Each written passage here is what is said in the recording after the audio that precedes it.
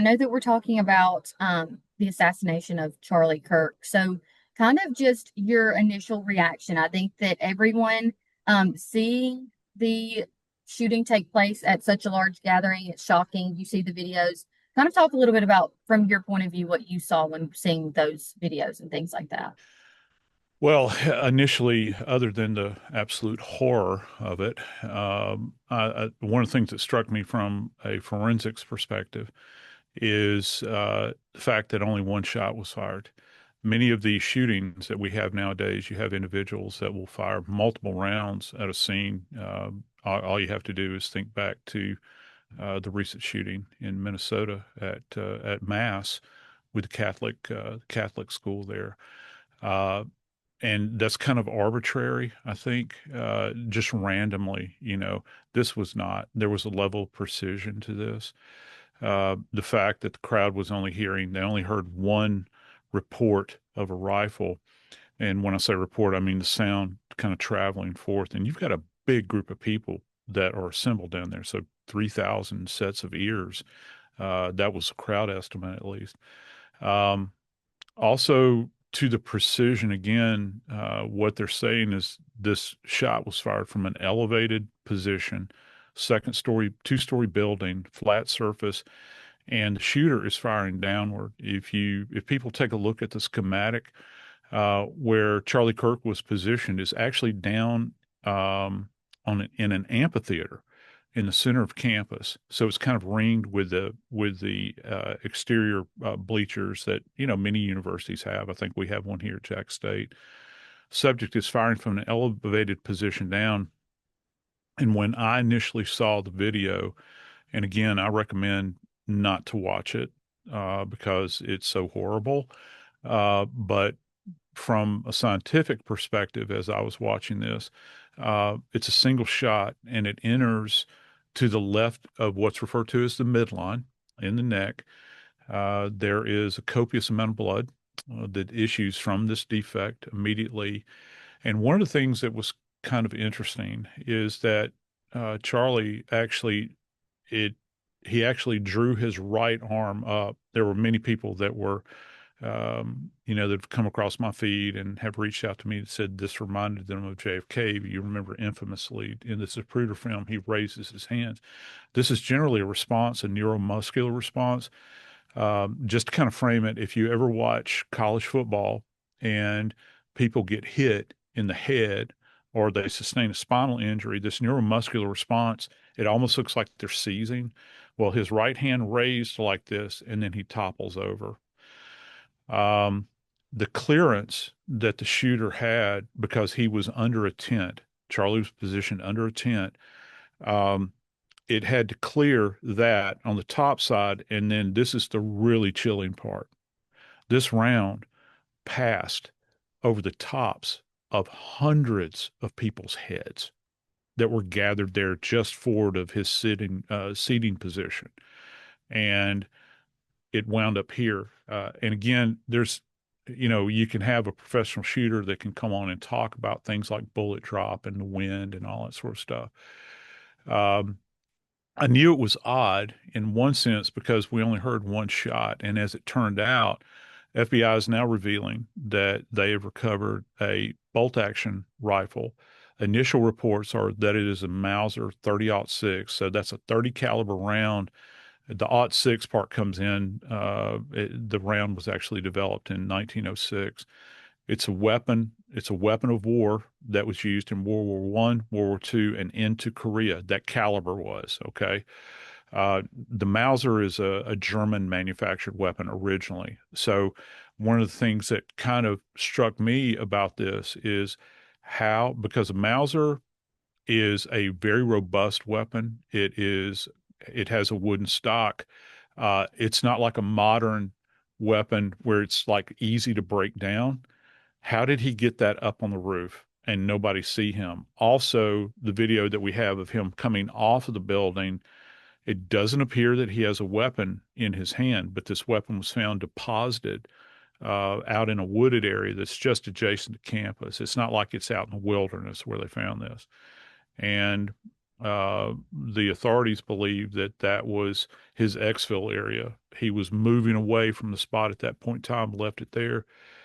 Another odd piece to this, he didn't cycle the weapon apparently because the spent round was still in. With a bolt action rifle, you physically have to cycle it like this and introduce a new round or a live round into the chamber.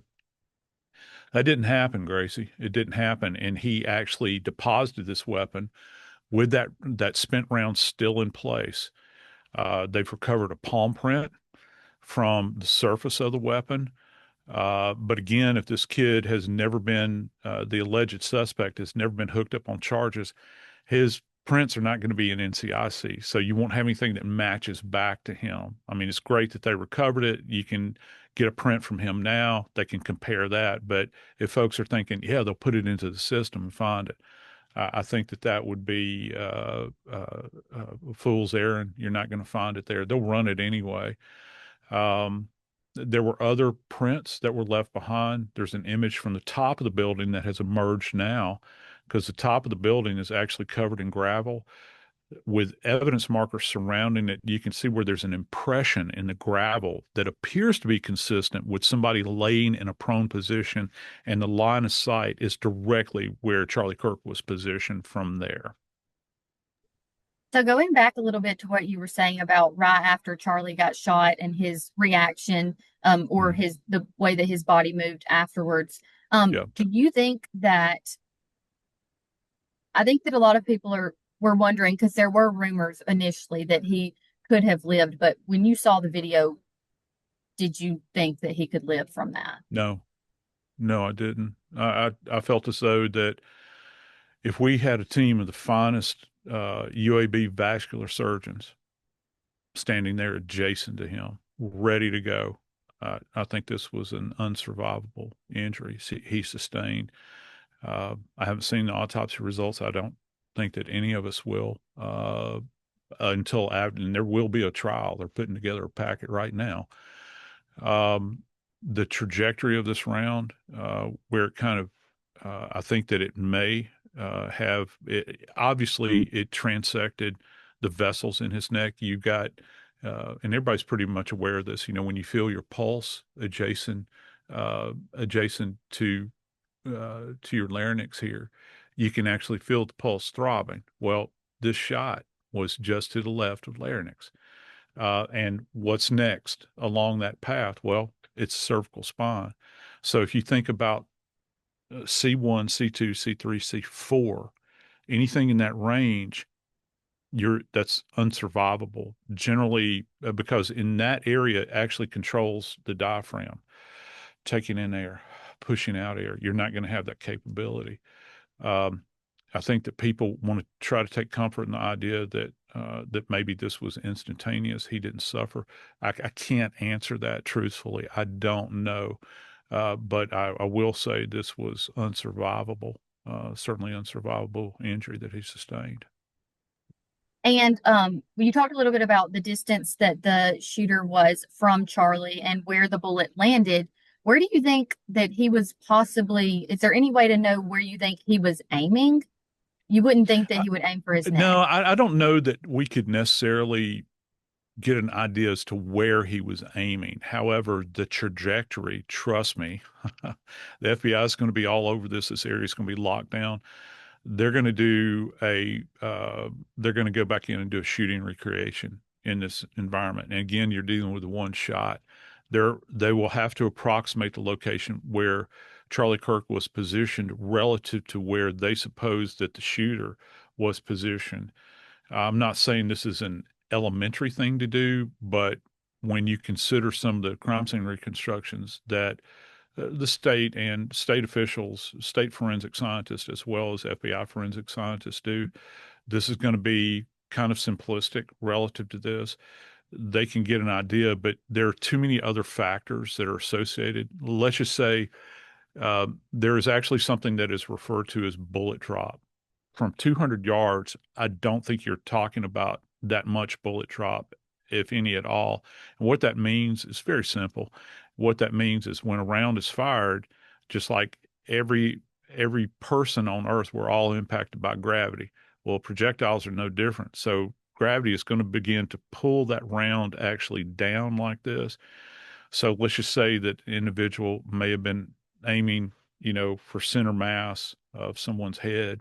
It could drop, potentially that much, but you also have crosswinds, you have tailwinds, all these other things kind of affect it.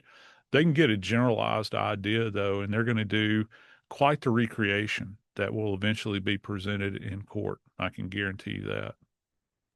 And that was kind of leading up to my next question. We heard reporters say this morning that it's still set up. The tent that Charlie was under is still there. Yes. It's kind of like they've not touched it. And it's been close to 48 hours since it took Yep. place. Talk a little bit about that and processing such a large scene. There were so many people there.